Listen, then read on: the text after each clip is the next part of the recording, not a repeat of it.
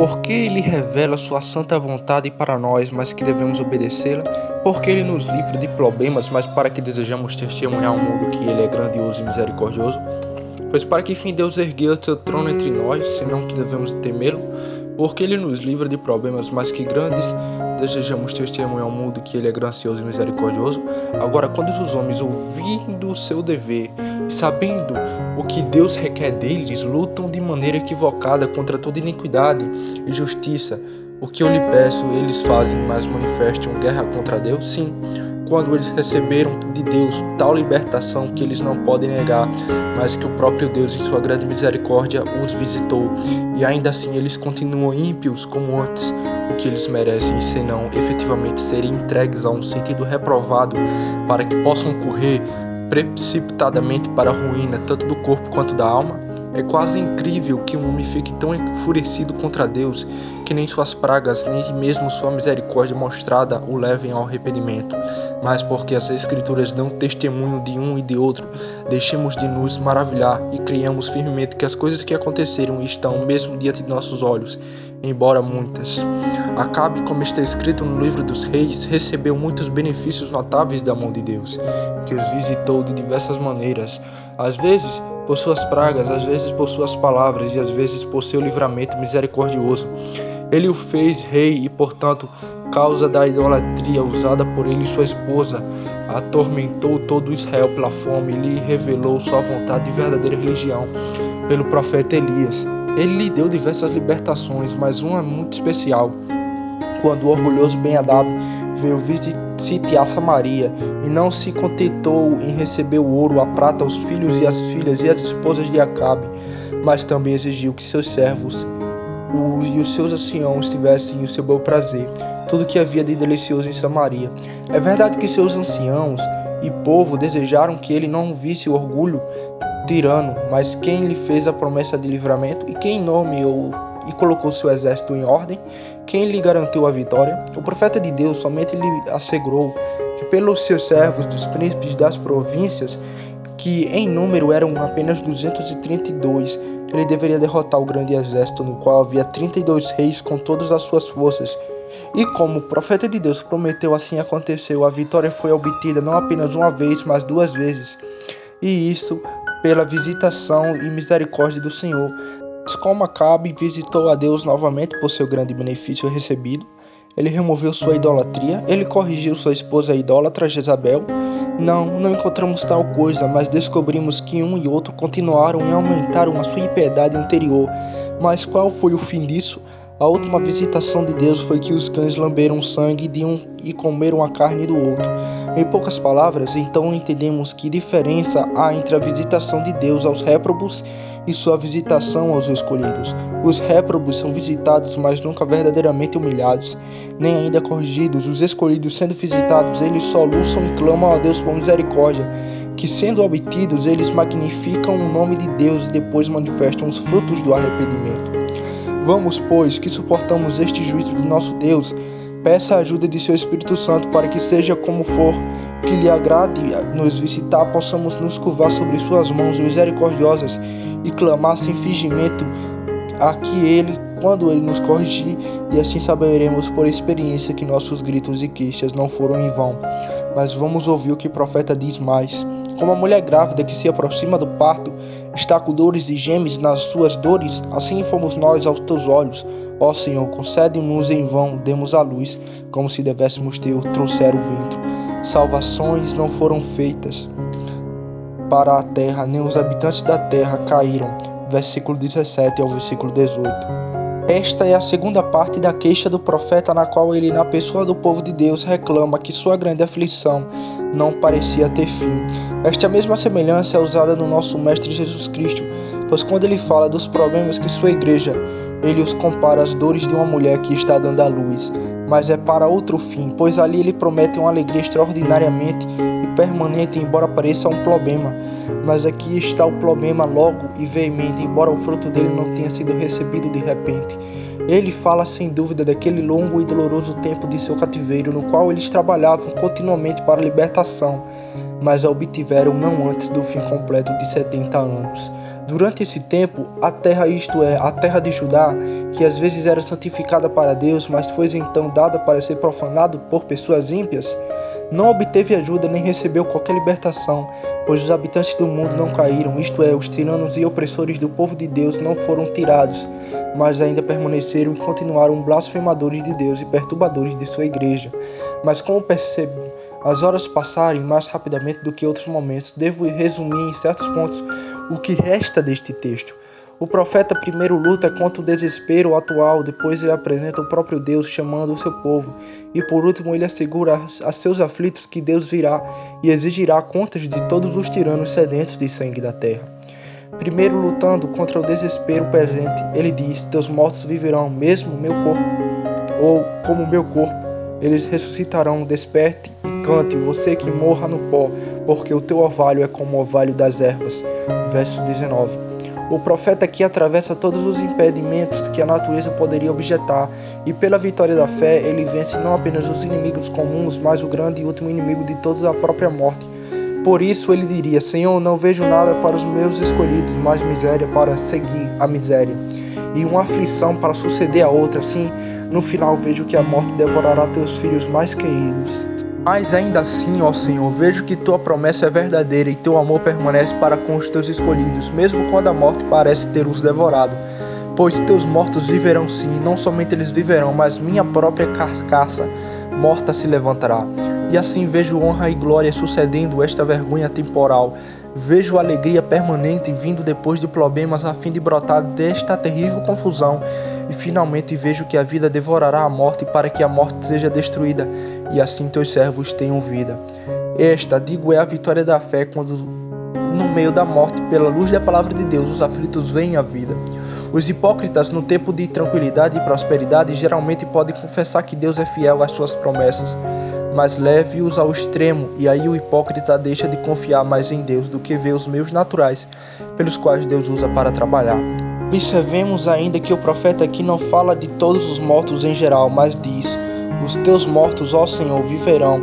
Em quais palavras ele faz a diferença entre aqueles que morrem no Senhor e aqueles que morrem em sua corrupção natural e no velho Adão. Ninguém pode morrer no Senhor exceto aqueles que vivem nele, quero dizer, daqueles que atingem os anos de discrição. E ninguém vive nele, mas aquele como o apóstolo pode dizer: eu vivo e ainda não eu, mas Cristo Jesus que habita em mim. A vida que agora vivo, eu vivo pela fé do Filho de Deus. Gálatas capítulo 2. Não que eu queira dizer que os fiéis tenham em todas as horas tal senso da vida eterna, que eles não temam a morte e os problemas desta vida. Não, pois a fé dos eleitos de Deus é fraca. Sim, e em muitas coisas imperfeita, mas quero dizer que como a morte é depois da morte viverá, deve se comunicar nesta vida com Jesus Cristo e deve ser regenerado pela semente da vida, isto é, pela palavra do Deus eterno, que todo aquele que despreza recusa a alegria e a vida eterna. O profeta transfere todas as promessas de Deus para si mesmo, dizendo: até o meu cadáver ressuscitará. E logo depois da ordem ordena aos que morrem no pó, isto é, aos cadáveres dos que partiram, pois o espírito e a alma do homem não habitam no pó, para que despertem, para que eles devam cantar e se alegrar, pois eles devem surgir e brotar da terra, assim como o vale e as árvores fazem depois de terem recebido o orvalho do alto. O tempo não permitirá que esses detalhes sejam tratados tão amplamente como deveriam e como eu faria de bom grado. Portanto, vamos considerar que o profeta, ao transferir o poder e a promessa de Deus para si mesmo, não reivindica para si nenhuma prerrogativa particular acima do povo de Deus, pois somente ele deve viver e ressuscitar, e não eles também. Mas ele fez isso para deixá-los entender que ele ensinou a doutrina da qual ele estava certo, sim, e do qual eles devem ter experiência após sua morte, como se ele dissesse: minhas palavras parecem incríveis para você agora, mas chegará o dia em que serei tirado de você, minha carcaça será encerrada no seio da terra, e serei levado cativos para a Babilônia, onde permanecereis muitos dias e anos, como se fossem sepultados em vossos sepulcros. Mas então lembre-se do que eu te disse antes, que meu corpo se levantará, assim mesmo vocês se levantarão às suas sepulturas da Babilônia, e serão restaurados ao seu próprio país e cidade de Jerusalém. Este, não duvida, é o verdadeiro significado do profeta. O encargo que ele dá aos moradores do pó é expressar o poder da palavra de Deus, pela qual ele não apenas dá vida, onde a morte aparentemente prevaleceu, mas também por ele chama coisas que não são, mesmo que fossem.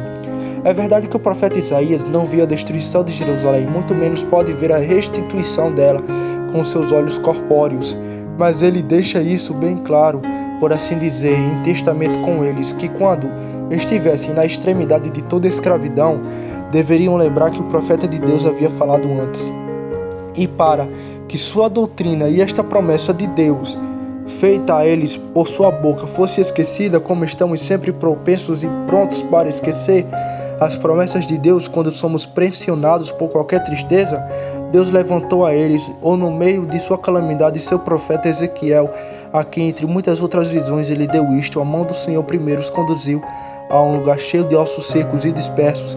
Ezequiel 37, 38. A pergunta foi exigida do profeta se esses ossos, sendo maravilhosamente secos, poderiam viver. O profeta respondeu: o conhecimento disso pertence a Deus.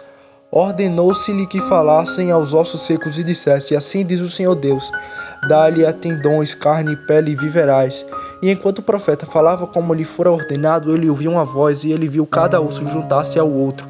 Ele os viu cobertos de carne e pele, e embora não houvesse espírito de vida neles, foi ordenado novamente que falasse e dissesse: assim diz o Senhor Deus, vem o espírito dos quatro cantos e sopra sobre esses que foram mortos, para que vivam. Enquanto ele profetizava, veio o Espírito da vida, eles viveram e ficaram de pé. Então o Senhor interpreta o que esta visão significa, dizendo: ó filho do homem, estes são os ossos de toda a casa de Israel. Eis que dizem: nossos ossos estão secos, nossa esperança está perecendo, estamos claramente cortados. Mas eis que diz o Senhor: abrirei as vossas sepulturas, delas vos tirareis, vivereis a terras de Israel, e sabereis que eu sou o Senhor. Esta visão, eu digo, dada ao profeta e pelo profeta pregada ao povo, quando eles pensaram que Deus os havia esquecido completamente, os compeliu mais diligentemente a advertir o que os profetas anteriores haviam falado. Não há dúvida de que eles levaram consigo a profecia de Isaías e Jeremias, de modo que o profeta Ezequiel é um comentário a essas palavras de Isaías, onde ele diz: os teus mortos, ó Senhor, viverão, como meu corpo lhes surgirá. O profeta traz essa semelhança do orvalho para responder àquela parte de sua felicidade, que não pode acreditar mais nas promessas de Deus do que pode aprender pelo julgamento natural. Como se ele dissesse: pensais que isso é impossível, que Deus vos dê a vida e vos traga uma propriedade de uma comunidade novamente, depois que morredes e como foi apagados da face da terra? Mas porque você não considera o que Deus opera ano após ano na ordem da natureza? Às vezes você vê a face da terra enfeitada e embelezada com ervas, flores, gramas e frutas. Novamente você vê o mesmo totalmente levado pelas tempestades e pela veemência do inverno. O que Deus faz para restabelecer a terra novamente e restaurar a beleza delas? Ele envia seu orvalho pequeno e suave, cuja gota em sua descida não são grandes nem visíveis, e no entanto os poros e veias secretas da terra, que antes pela veemência do gelo e do frio foram fechados, se abriram novamente. E assim a terra produz novamente as mesmas ervas, flores e frutas. Você deve então pensar que o orvalho da graça celestial de Deus não será tão eficaz em você, a quem ele fez sua promessa, como é nas ervas e frutas que de ano em ano brotam a se decompõem? Se você fizer isso, o profeta diria que sua incredulidade é imperdoável, porque você não peça corretamente o poder nem a promessa de seu Deus. A mesma semelhança que o apóstolo Paulo usa contra aqueles que chamam a ressurreição em dúvida, porque pelo julgamento natural eles não podiam aprender que a carne, uma vez purtefada e dissolvida em outra substância, deveria ressuscitar novamente e retornar novamente à mesma substância da natureza. Ó tolo, diz ele, o que você semeia não é vivificado, a menos que morra, e o que você semeia não semeia o corpo que há de ser. Mas o milho que cai, como cai de trigo ou outros, mas Deus lhe dá um corpo como lhe apraz a cada semente do seu próprio corpo. Em que palavra e sentença o apóstolo repreende fortemente a grosseira ignorância dos coríntios, que começaram a colocar em dúvida o principal artigo da nossa fé, a ressurreição da carne depois que ela foi dissolvida, porque esse julgamento natural, como ele disse, reivindicado para isso. Ele reprova, eu disse, sua ignorância grosseira, porque eles podem ter visto e considerado alguma prova e documento disso, na própria ordem da natureza, pois embora o trigo ou o milho lançado na terra pareça morrer ou apodrecer e assim se perder, ainda assim vemos que não pereceu, mas que frutificou de acordo com a vontade e ordenança de Deus. Agora, se o poder de Deus é tão manifesto em levantar os frutos da terra, aos quais nenhuma promessa particular é feita por Deus, qual será seu poder e virtude em levantar nossos corpos, visto que a isso ele está vinculado por a promessa solene de Jesus Cristo, sua sabedoria eterna e a própria vontade de não poder mentir? Sim, visto que os membros devem se comunicar uma vez com a glória da cabeça, como nossos corpos, que são carne de sua carne e ossos de seus ossos, permanecerão para sempre em corrupção, visto que nossa cabeça, Jesus Cristo, é agora exaltado em sua glória, nem ainda este poder e boa vontade de Deus devem ser restringidos apenas até a última e geral ressurreição, mas devemos considerá-lo na maravilhosa preservação de sua igreja e na ressurreição da mesma desde o fundo da morte. Agora, das palavras anteriores do profeta, temos que reunir este conforto, que se a qualquer momento vimos a face da igreja dentro deste reino tão desfigurada, como eu acho que será mais cedo do que esperávamos, quando veremos, digo, virtude a ser desprezada, vício a ser mantido, ou verdade de Deus a ser impugnada, mentiras e invenções dos homens mantidas em autoridade, e finalmente quando vemos a verdadeira religião de nosso Deus e observadores zelosos da mesma, pisados sobre os pés daqueles que em seu coração dizem que não há Deus. Salmo 4.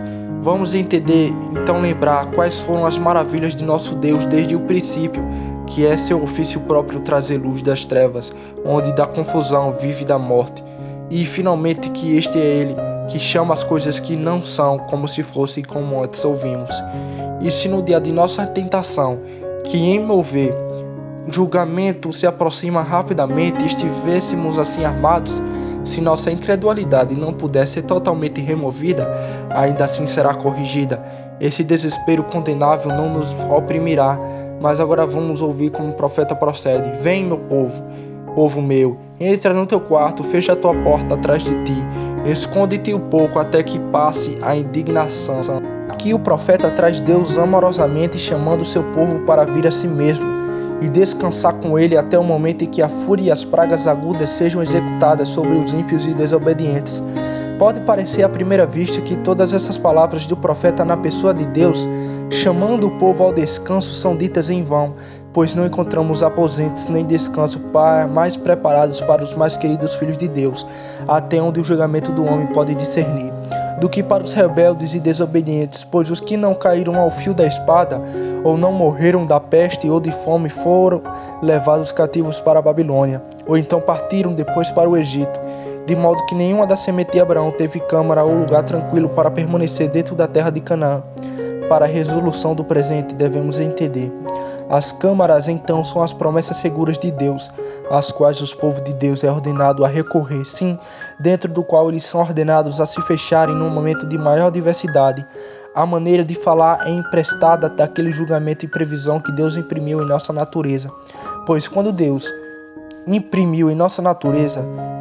os homens percebem grandes tempestades que parecem vir, eles não ficam voluntariamente descobertos nos campos, mas imediatamente os atrai para suas casas ou fortalezas, para que possam escapar da veemência das mesmas.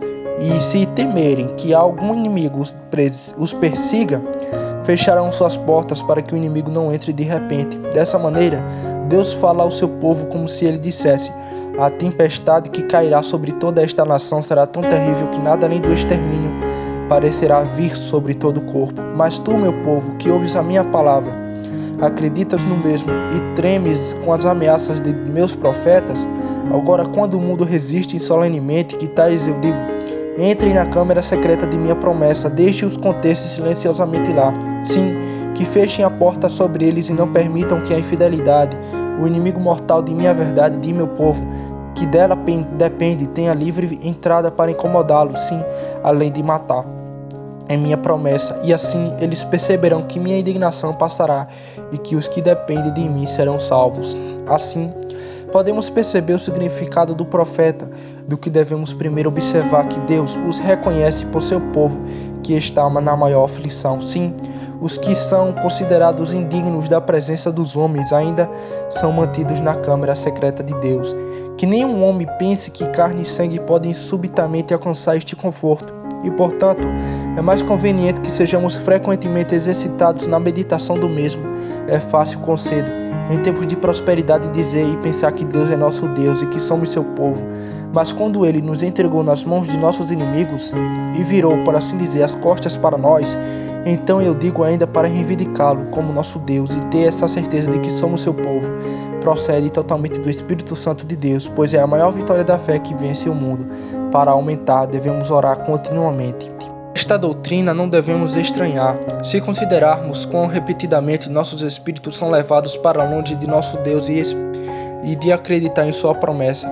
Assim que qualquer grande tentação nos atinge, começamos a duvidar se alguma vez cremos nas promessas de Deus, se Deus as cumprirá para nós. Se permanecemos em seu favor, se Ele considerar e olhar para a violência e o dano que é feito a nós e uma multidão de tais cogitadores que antes respeitavam silenciosamente nossos corações corrompidos, explodem violentamente quando somos oprimidos por qualquer calamidade desesperada, contra o qual este é o remédio, uma vez para aprender e ainda manter Deus como nosso Deus, e acreditar firmemente que somos seu povo a quem Ele ama e defenderá, não apenas na aflição, mas mesmo no meio da própria morte. Novamente observamos que os julgamentos de nosso Deus nunca foram, nem serão tão veementes sobre a face da terra, mas que houve e haverá alguma habitação secreta preparada no santuário de Deus, para alguns dos seus escolhidos, onde serão conservados até que passe a indignação, e que Deus prepara um tempo para que eles possam glorificá-lo novamente diante da face do mundo, que uma vez o desprezou. Isso não deve ser para nós um pequeno conforto nesses perigos aparentes, a saber que estamos certamente persuadidos de que, por mais veemente que seja a tempestade, ela ainda passará, e alguns de nós serão preservados para glorificar o nome de nosso Deus, como já foi dito.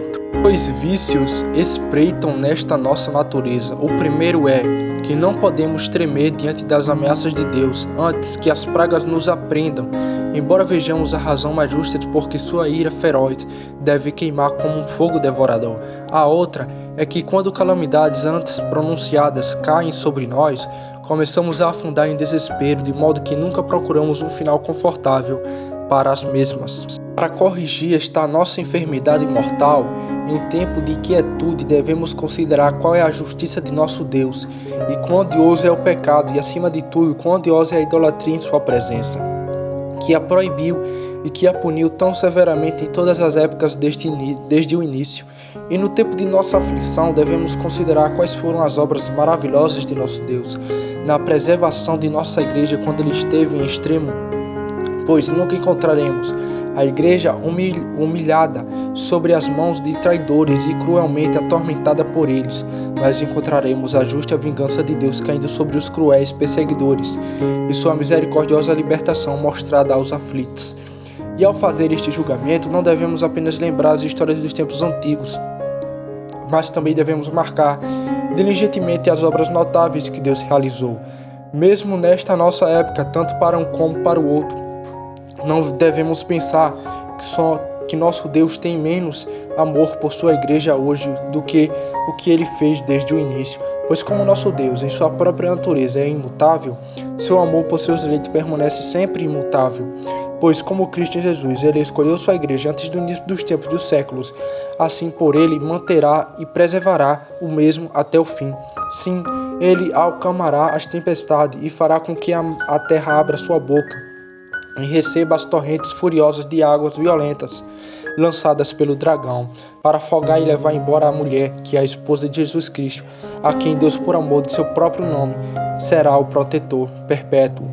Isso viu aquele notável servo de Jesus Cristo, Atanásio, que sendo exilado de Alexandria por aquele blasfemo apostata Juliano, o imperador, disse ao seu rebanho que chorou amargamente por seu banimento invejoso: não chores, mas tenha bom conforto, por este pequeno nuvem desaparecerá de repente. Ele chamou tanto o próprio imperador quanto sua cruel tirania de uma pequena nuvem, e embora houvesse pouca aparência de qualquer libertação para a Igreja de Deus, ou de qualquer punição por ter apreendido os orgulhosos tiranos quando o homem de Deus pronunciou essas palavras, ainda assim pouco depois de de Deus dá testemunho, essas palavras não procedem da carne nem de sangue, mas do próprio Espírito de Deus. Por pouco tempo depois, estando em guerra, Juliano recebeu um ferimento mortal, seja por sua própria mão ou por uma de seus próprios soldados. Os escritores claramente concluem que não, mas lançado seus próprios sangue contra o céu, ele disse: finalmente venceste, Galileu. Assim, apesar de tudo, ele chamou o Senhor Jesus, e assim pereceu aquele tirano em sua própria iniquidade. A tempestade cessou, e a Igreja de Deus recebeu novo consolo. Será tal o fim de todos os perseguidores cruéis, seu reinado será curto, seu fim miserável, e seu nome será deixado em execrações ao povo de Deus. E ainda assim a Igreja de Deus permanecerá para a glória de Deus, depois de todas as tempestades. Mas agora, brevemente, vamos ao último ponto. Pois eis, diz o profeta, o Senhor sairá do seu lugar para visitar a iniquidade dos habitantes da terra sobre eles, e a terra revelará o seu sangue, e não esconderá mais os seus mortos. Versículo 21. Porque um fim final dos problemas dos escolhidos de Deus não será antes que o Senhor Jesus retorne para restaurar todas as coisas à sua plena perfeição. O profeta traz o Deus eterno, por assim dizer, de seu próprio lugar e habitação, e com isso mostra a causa de sua vinda, para que ele possa levar em conta todos os que agiram perversamente. Por isso ele quer dizer, onde diz: ele visitará a iniquidade dos habitantes da terra sobre eles.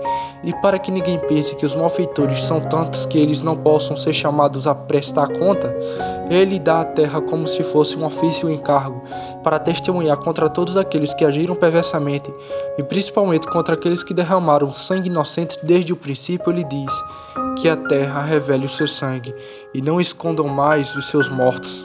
Se os tiranos da terra e os que se deleitam no derramamento de sangue fossem persuadidos de esta sentença verdadeira, eles não viriam tão furiosamente para sua própria destruição, pois o que o homem pode estar tão enfurecido que ele faria voluntariamente, mesmo diante dos olhos de Deus, o que poderia provocar sua majestade e a ira, sim, provocá-lo e se tornar seu inimigo para sempre, se ele entendesse quão terrível é cair nas mãos do Deus vivo? A causa desta fúria cega do mundo é a ignorância de Deus, e que os homens pensam que Deus é apenas um ídolo, e que não há conhecimento acima que contemple sua tirania, nem justiça que queira, nem poder que possa reprimir sua impiedade, mas o Espírito da verdade testemunha o contrário, afirmando que, como os olhos do Senhor estão sobre os justos, e como seus ouvidos estão prontos para receber seus soluços e orações, assim seu rosto está irado contra a iniquidade da obra. Ele odeia e abomina todo homem enganoso e sanguinário, do qual ele deu documento suficiente de era em era, para preservar um, ou pelo menos vingar sua causa e punir o outro. É dito que o Senhor virá do seu lugar e que visitará a iniquidade dos habitantes da terra sobre ele, que a terra revelará o seu sangue. Temos que considerar o que mais comumente tem sido e qual será a condição da Igreja de Deus, a saber, que ela não é apenas odiada, zombada e desprezada, mas que é exposta como presa à fúria de os maus, para que o sangue dos filhos de Deus seja derramado como água sobre a face da terra. O entendimento disso, embora seja desagradável para a carne, ainda assim para nós é mais proveitoso, para que não, vendo o tratamento cruel dos servos de Deus, comecemos a abandonar a esposa de Jesus Cristo, porque ela não é tratada assim neste lugar, neste mundo ingrato, como merecem os atos justos e retos dos filhos de Deus, mas ao contrário, por misericordiosa recebem a crueldade por fazerem um bem a muitos, de todos os réprobos recebem o mal. E isso é decretado no conselho eterno de Deus, para que os membros possam seguir o rastro da cabeça, para que Deus, em seu justo julgamento, finalmente condene os ímpios. Pois como ele deve punir os habitantes da terra se sua iniquidade não merece? Como a terra deve revelar nosso sangue se não deve ter derramado injustamente? Devemos então entregar-nos nas mãos de nosso Deus e deitarmos nossos pescoços, sim, e pacientemente permita que nosso sangue seja derramado, para que o justo juiz possa exigir contas, como certamente fará de todo o sangue que foi derramado, desde o sangue de Abel, o justo, até o dia em que a terra revelará o mesmo. E digo, todo aquele que derramar ou consentir em derramar o sangue dos filhos de Deus será culpado de todo, para que todo o sangue dos fiéis filhos de Deus clame vingança. Alguém achar estranho que todos os que vivem hoje possam ser culpados do sangue que foi derramado nos dias dos apóstolos, considere que a própria verdade pronunciou que todo o sangue que foi derramado desde os dias de Abel até os dias de Zacarias viriam sobre a geração ingrata que ouviu a sua doutrina e a recusou. Mateus capítulo 20, versículo 3. A razão é evidente, pois, como há dois chefes e capitães que governam o mundo inteiro, a saber, Jesus Cristo, o príncipe da justiça e da paz, e Satanás, chamado príncipe do mundo, portanto, há apenas dois exercícios que continuaram a batalha desde o início e lutaram até o fim.